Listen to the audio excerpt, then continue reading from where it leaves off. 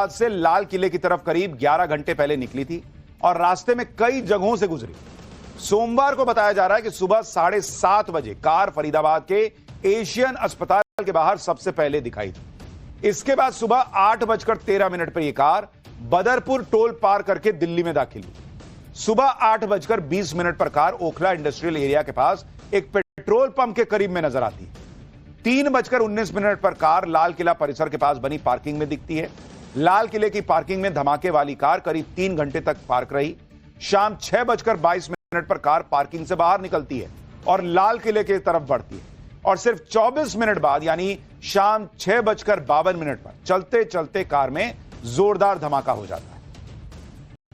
Doctor Umar Delhi blast case में सबसे अहम किरदार बनकर सामने आया है।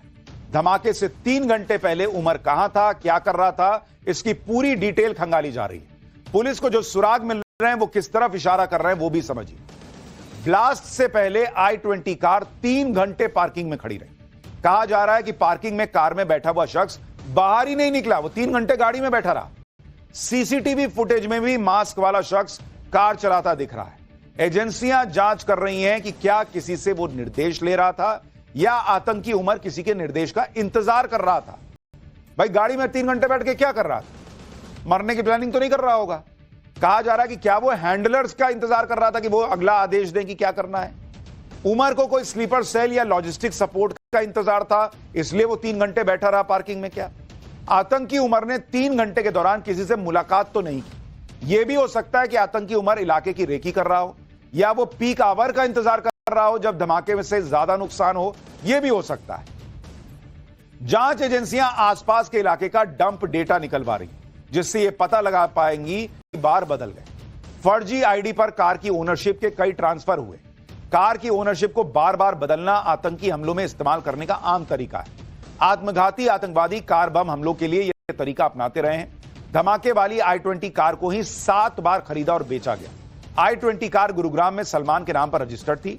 सलमान कार को ओखला के रहने वाले देवेंद्र को बेची थी उसने, और देवेंद्र ये कार आगे चलकर अंबाला के एक शख्स को बेचता है, जो बाद में पुलवामा के आमिर से होती हुई डॉक्टर मुजम्मिल तक पहुंचती है। और धमाके से 4 दिन पहले ही तारिक ने यह कार रॉयल कार जोन से खरीदी। आखिर में तारिक ने ही यह कार डॉक्टर उमर तक पहुंचाई, यह कहा जा रहा है। जब तारिक ने यह कार खरीदी, रॉयल कार जोन से खरीदी, तो वहां खड़े होकर एक तस्वीर भी खिंचवाई थी, जो कि जांच एजेंसीज के हाथ लगी। यह तस्वीर देखिए, रॉयल कार जोन से हमारे सहयोगी की एक रिपोर्ट देखिए कि वहां क्या हुआ था, वहां से क्या जानकारी मिली है। ये रॉयल कार जोन आप देख रहे हैं, यही वो जगह है जिसकी तस्वीर बहुत तेजी से वायरल हो रही है। आमिर ने यहीं से ही गाड़ी को खरीदा था, जो i20 कार की बात हो रही है। और ये सामने आप बोर्ड देख सकते हैं, यही तस्वीरों में पूरा का पूरा ये सीन नजर आ रहा है। आपकी दुकान कहाँ पर है? मेरे बगल में ये खोखा। तो इसका जो मालिक है वो कहाँ पर है, क्योंकि शोरूम अभी बंद है? वो ले गए पुलिस वाले, उनको पुलिस यहाँ से अरेस्ट करके ले गई है। अमित को, अमित भैया को, मनीष भैया को देखा था, उनके छोटे वाले भाई को। उनका जो छोटा भाई है मनीष, उसे गिरफ्तार करके ले गए। अमित कहाँ है पता नहीं मुझे। मैं तो यहाँ पर यहाँ से जो गाड़ियां बेची जाती हैं उनपे बाकायदे यहाँ बाहर फोटो खिंचाया जाता है क्या? हमेशा? हाँ जी, हमेशा फोटो खिंचाया जाता है। अच्छा, वो चाबी दे के रॉयल कार जोन की, हाँ, और एक फोटो खिंचा लिया जाता है। तो ये हर गाड़ी के साथ होता है? हाँ, सब गाड़ी से होता है। जो भी यहाँ से बिकती है, सब फोटो वोटो सब उन पर आती है। चलते चलते कार में घटनाक्रम को आप देखिए। जो i20 कार है वो कहा जाता है कि फरीदाबाद से निकलती है और वहां से निकलकर जाती है बदरपुर, और वहां से उसकी एंट्री होती है दिल्ली के अंदर। अब दिल्ली के अंदर आप देखिए कि वो पहुंचता है लाल किले के इलाके में, ये इलाके में, और वहां मस्जिद के पार्किंग में 3 घंटा बैठता है। 3 घंटे बैठने के बाद जब मान लीजिए ये पार्किंग है और इस पार्किंग से गाड़ी निकल रही है और ये लाल किले की तरफ बढ़ रही है, वहां पर आप देखिए कि एक जैन मंदिर भी है, वहां पर एक हिंदू मंदिर भी है, और उन दोनों के तक पहुंचने के ठीक पहले यहां पर कहीं पर जो है वो ब्लास्ट होता है। अब सवाल यह है कि जो 3 घंटे बैठकर या तो इंतजार कर रहा था कि बॉस मेरे को कुछ आदेश मिले तो मैं आगे बढ़ूं, आदेश मिला नहीं, या मिल गया तो यही था कि भाई आगे जाके ब्लास्ट करो जो भी हो, क्योंकि सारे लोग तो पकड़े जा चुके थे, तो अब इसको लग रहा था कि भाई मुझे तो कुछ तो। जिस कार में ब्लास्ट हुआ उसमें 80 किलो विस्फोटक था। आतंकी डॉक्टर उमर की तस्वीर पुलिस के पास पहले से थी और कार में धमाका करने वाला आतंकी उमर पुलिस से भाग रहा था। यह बड़ी खबर आ रही है सूत्रों के हवाले से। जम्मू कश्मीर पुलिस ने कल शाम को एक ट्वीट भी किया था और अब यह कहा जा रहा है, देखिए ये वो ट्वीट है, you can run but you can't hide. ये कल शाम 6:10 का ट्वीट है जम्मू कश्मीर पुलिस का और कहा जा रहा है कि 80 किलो विस्फोटक उस गाड़ी में मौजूद था। और क्या ये ट्वीट इसी डॉक्टर उमर के लिए था कि तुम छुप नहीं सकते और इसीलिए उसने जो है वो धमाका कर लिया क्योंकि उसको लग गया था कि वो पकड़ा जाएगा? ये बड़ा सवाल है। देखिए, जम्मू कश्मीर पुलिस ने कल शाम 6:10 पर यह ट्वीट किया था और यह माना जा रहा है कि यह शायद आतंकी उमर के लिए ही लिखा गया हो, लेकिन डॉक्टर उमर अकेला नहीं था। पाठशाला में अब अगला चैप्टर खोल रहा हूं जिसमें आपको बताता हूं कि कैसे पूरा नेक्सस बना, ना गरीब ना अनपढ़, पढ़े लिखे डॉक्टर आतंकियों की पूरी टीम कैसे तैयार हुई।